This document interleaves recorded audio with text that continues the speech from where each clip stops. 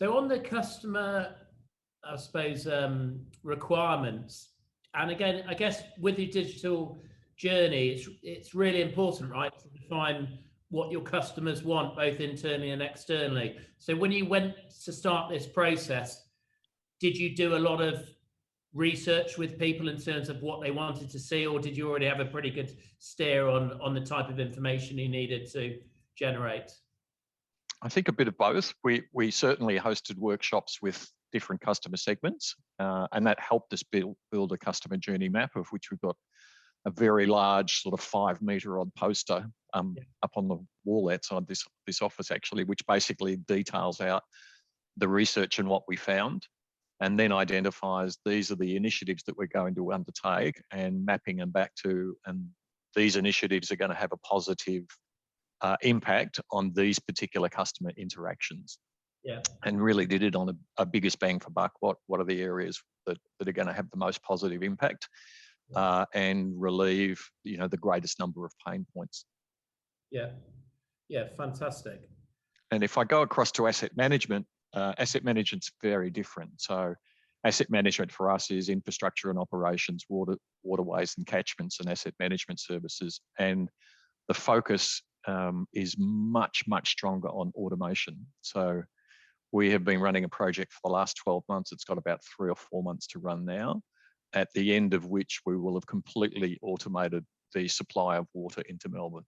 So the water will be delivered into Melbourne with no operators touching anything, so completely automated. And in completing that, we will then turn our attention to the wastewater network and look to automate that.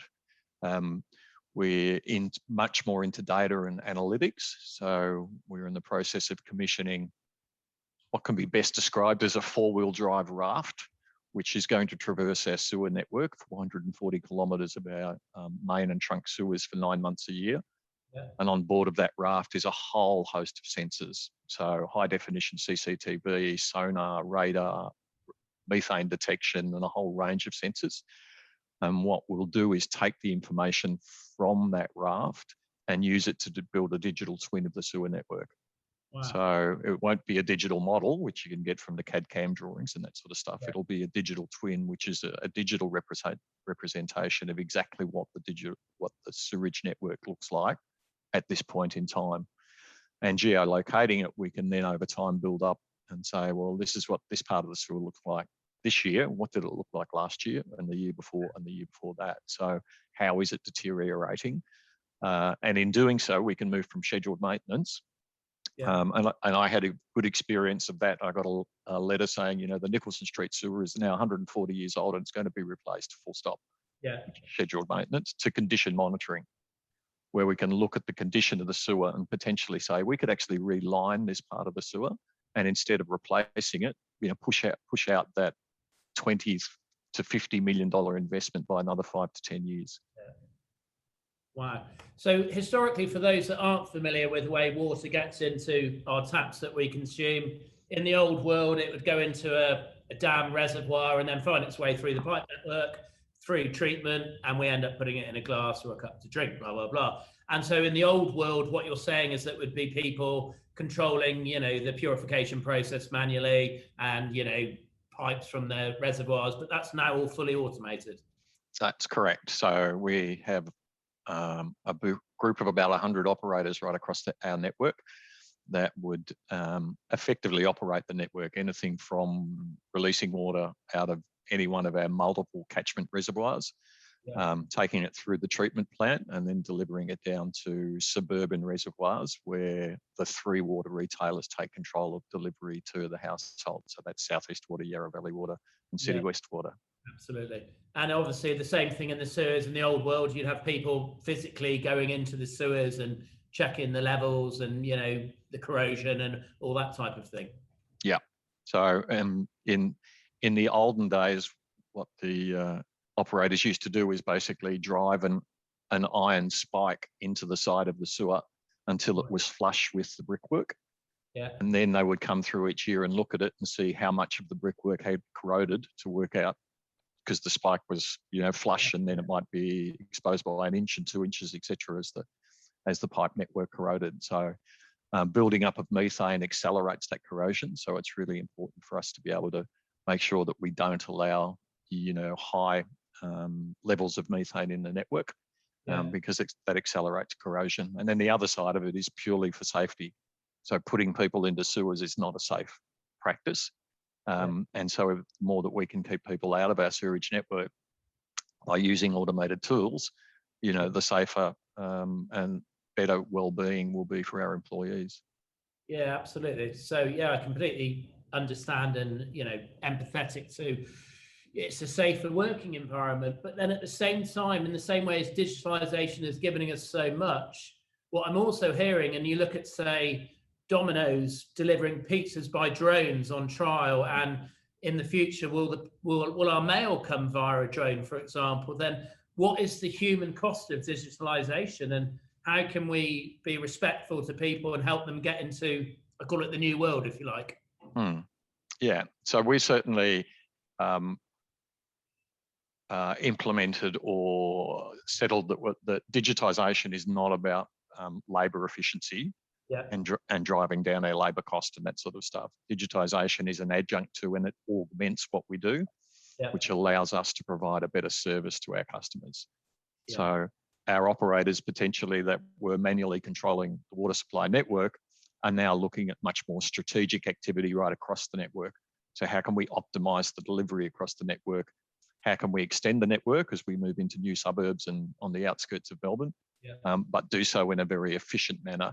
And how do we optimize the delivery of water across the network so that we, minimize cost, we minimize chemical dosing and all of those types of things, which then contribute to the downward pressure on water prices. Yeah, absolutely. And have you noticed if we're just focusing on the customer in the last, year or so during the pandemic, has there been an increased appetite for more digitalization, or has it been about the same? Have you had to, adapt your course somewhat? We certainly have adapted in terms of, it was about February last year, and I think Italy had gone into lockdown and Spain had just announced it was going into lockdown.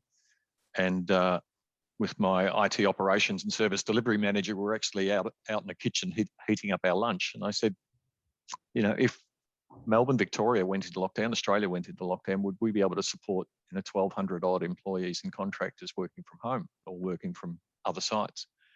And they both looked at me and said no. And I said, okay. How about we spend a couple of days and look at what are the things that would need to do to enable that to happen? So they spent a few days looking at it and came back with like a shopping list of these are all the things that we should do. And to me, it was looking increasingly like Australia would head into some form of lockdown. So I said, okay, let's press the button and do this. So my IT operations team, which is a combination of a managed service provider and internal staff, literally work sort of nights and weekends to get that to happen. And we put the last piece in place. Melbourne Water declared a critical incident a week before the state government did. And so we spent that week basically standing teams down so they could work from home. And we had pretty much a seamless result. So by the end of the week, we had 1,200 odd employees and contractors working from home or working from other sites.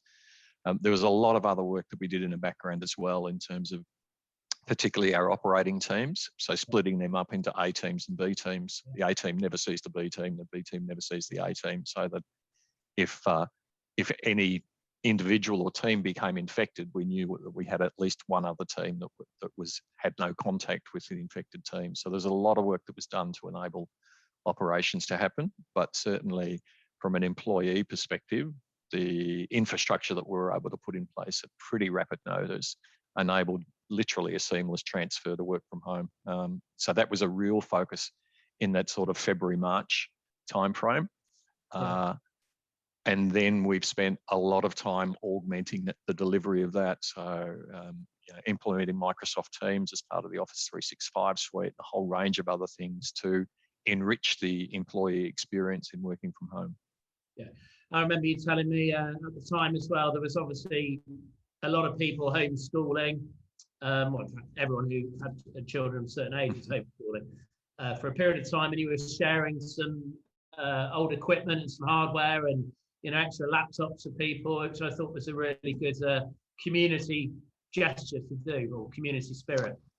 Yeah, we found some employees just didn't have enough devices for where they had multiple kids, 2, 3 kids who were all trying to homeschool at the same time, and they just didn't have enough devices. So what we did is re-imaged, I think it was somewhere between 50 and 100 odd laptops, and then basically used some of our waterways and catchments teams to courier them out to families at home. We gave employees the opportunities to take home their chairs or external monitors if they wanted. And again, used our waterway and catchment teams who would normally be doing things like cutting grass and cleaning up rivers and waterways and that sort of thing, but in lockdown weren't able to do that. So we turned them into couriers to deliver a whole bunch of equipment out to employees to basically enrich the experience that the family was having from trying to work from home and school from home. We've got quite a close relationship with Indigenous communities as well, and it's one that we're really focused on building. So when we went into lockdown, some Indigenous communities literally had no equipment. So they didn't have any laptops, they didn't have any iPads or iPhones. So we repurposed a whole bunch of equipment and effectively gave it out to those Indigenous communities so that they could continue to communicate in a purely digital world.